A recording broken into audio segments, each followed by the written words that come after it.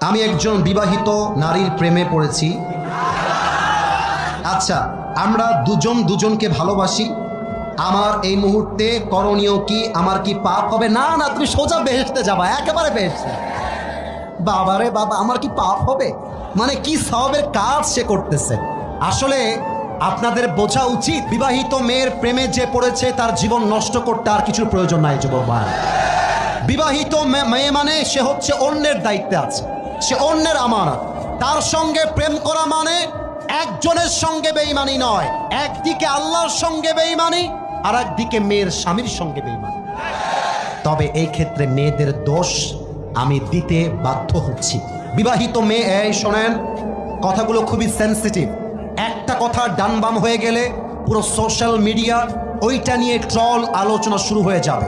So I am very seriously talking about on this matter. আমি sense নিয়ে ঠান্ডা